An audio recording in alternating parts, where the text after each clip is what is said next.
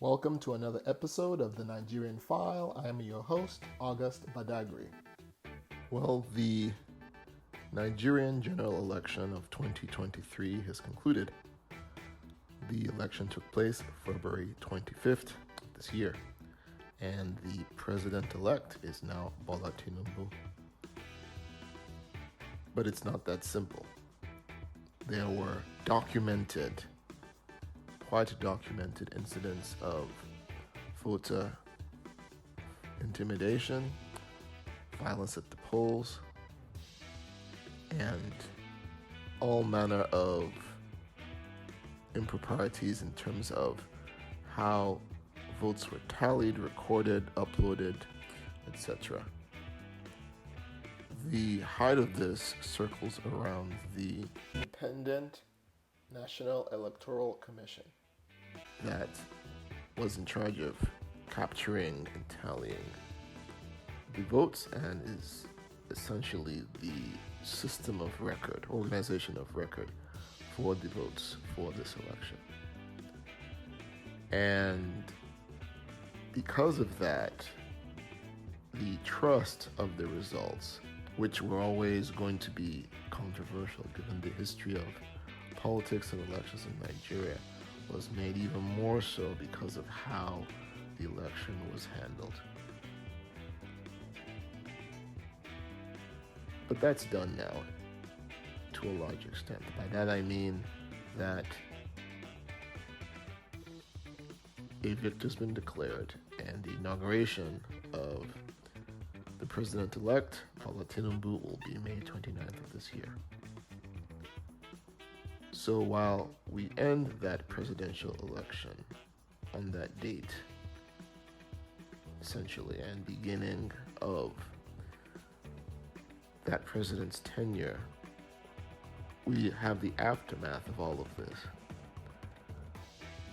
So I have two videos that I watched, two YouTubers that do great work. The first is Adeola Fino, and the second is Lochachi Vanessa.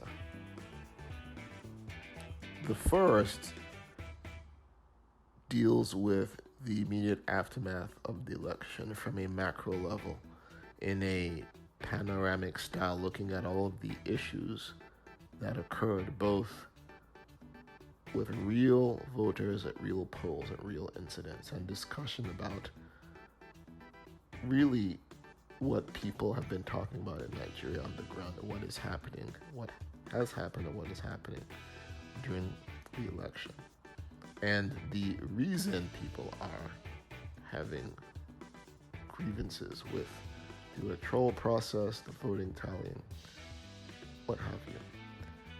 The second video deals with a more personal level, so from the perspective of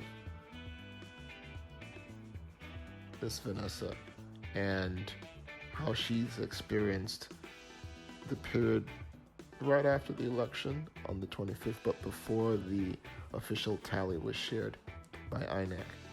And really the feeling of disenfranchisement of her generation. Those would be the youngest millennials, so folks, Nigerians in their 30s.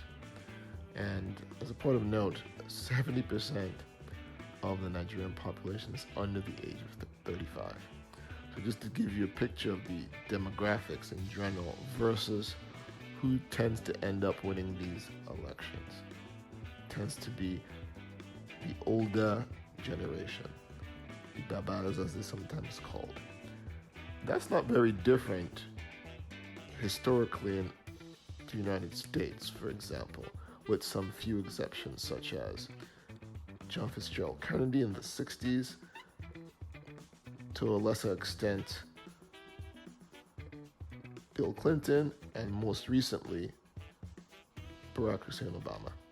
But in general, those presidents have been much older. In fact, the current US president is knocking early 80s. And Donald Trump himself, by the time he got out of office, was well into his 70s. But my point is, going back to Ms. Vanessa, a sense of disenfranchisement feeling the youth have, and what it means for them, how they perceive their future given where they are in life, and despite their efforts at the polls, how things are likely in their minds not to change based on the outcome. Ms. Vanessa also talked about aspects of tribalism that are typically evident in Nigerian elections. By that I mean between the three major tribal groups in Nigeria, which are Hausa in the north, the Igbo in the southeast, and the Yoruba in the southwest. There are many other tribes, but those are the three major tribes in Nigeria. And historically, there's been a round robin, if you will, a rotation, unofficially, but it tends to play out that way, in that there's an expectation that Yoruba will be head of state, then Hausa will be head of state, and then Igbo will be head of state, rinse and repeat. Again, it's nothing official, it's nothing that is written down anywhere, it's just the public secret, if you will, what's expected, and people tend to look for that, if not drive it by what they actually do in the ballot versus what they may say publicly. So tribalism is real and deep in Nigeria. It's real. I mean, you hear about it, but I'm here to tell you it's real. It goes a long way back in Nigeria's history, which I won't get into here, but it's definitely a real thing. And she speaks of that, particularly from someone who's Igbo of that perspective. And a lot of the things she has said, I can back that up in my personal experience. Having a mother-in-law who's Igbo, having a wife who's Igbo and Yoruba, and even myself, of mixed tribal heritage, being Yoruba and partially Fulani. And so these are things that I've experienced myself on the ground in Nigeria. So she makes some very interesting points about that aspect of the election.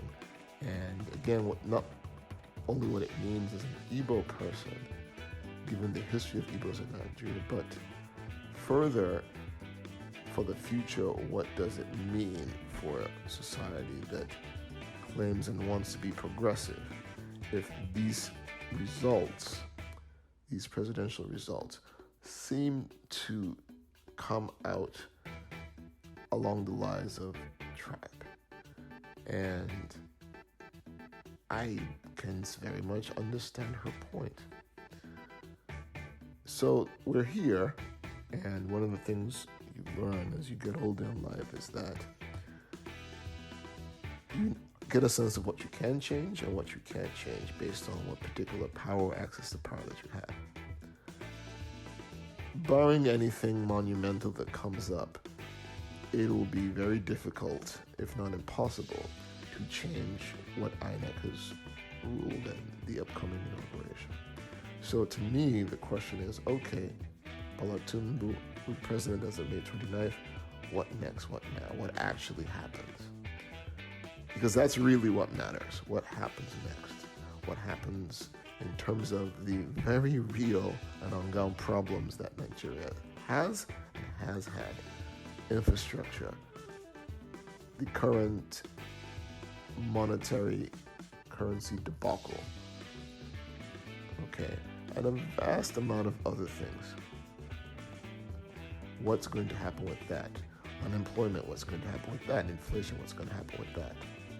Okay. Security, what's going to happen with that?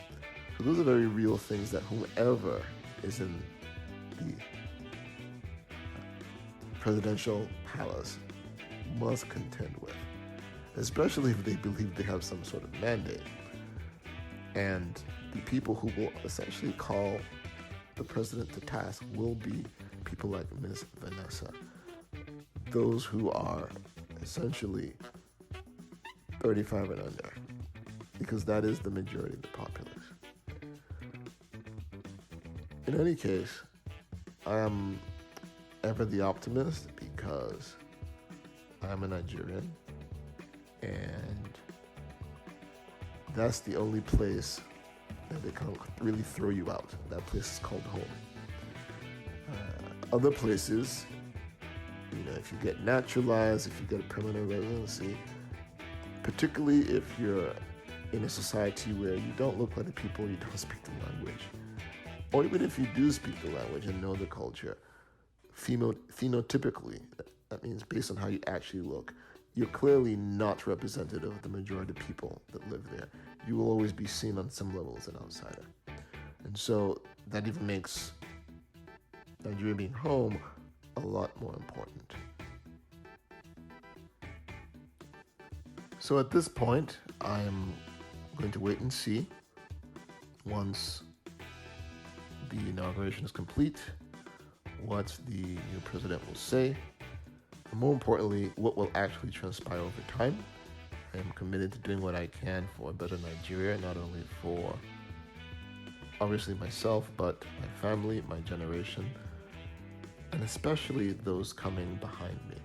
I'm a Gen Xer, so we have a whole bunch of millennials and Gen Zs that are counting on those of us who can do something, whatever we can, however we can, whatever skill we can to make the country better. I'll also put links to both Ms. Vanessa's and Ms. Fanu's videos in the link. Great channels, you should check it out when you get a chance. Let me know, what are your thoughts about the election, how it went, what do you think the aftermath will be, and how you see Nigeria moving forward in the future. And most importantly, what do you think you can do, whether you're a Nigerian or not a Nigerian, to contribute to the future of Nigeria or maybe Pan-Africa in general?